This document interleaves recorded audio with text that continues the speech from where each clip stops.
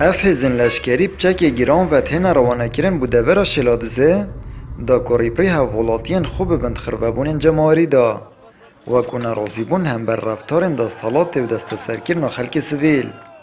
پشتی بورینا 29 سال حکمرانی کردی الهرم و کردستانه تانها هرم نبوی خودان سوپای که نشتیمانی گرتی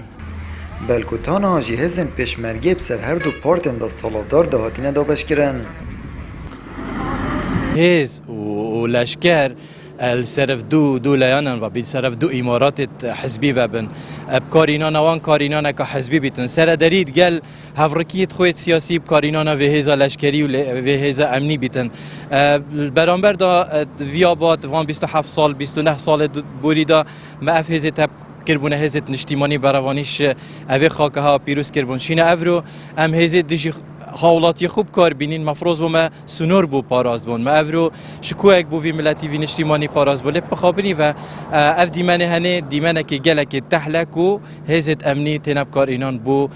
کرسی که و دسالات نهات یب کار اینان بو براوانی کرنا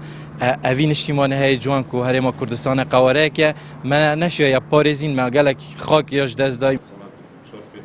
چالاکوانک جید بیجید هزن لشکرین هرم بریارن حزبی تنه لواندن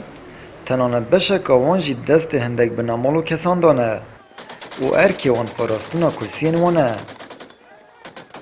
اف هزن لشکری حتی نو که نهاتی نم نشتیمانی کرد یعنی بن دست حزبان دانه اوجی خلطیه که هر مترسی داره سر آسایش و امنیت اوه هرم و استراتیجیان بو سر پرسن مثلا خیانت کردن لنشتیمانی بلکه مدیتن مثلا 16 اکتبر و 7 اکتبر و که بویرن اون نخوشین کرکوک و شنگاله جبر کو اف هزار ند نشتیمانی نه دست حکومت دانه اف هزار دست پارت دانه آن تنانه تندک بش شواه هزار دست کساتی دانه دست تاکا دانه اوه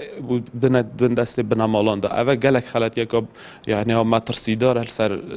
آسایش نتوایی اوه هرمه هر واساجی اف هزار تنب کار اینا گلک جارا بود دجی ها نشتیمانیان یعنی دجی خوب شاندران یا دجی ماموستانو اتماع 15 سالن بوری دا هزن لشکری و که خالکا ناکوکیت ناو برا هرم و بغداد و پهلاویستی مایه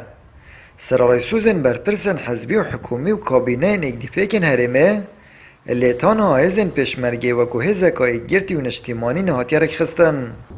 و هر حزبک بکورای برجواندین خوفان هزام کارتینن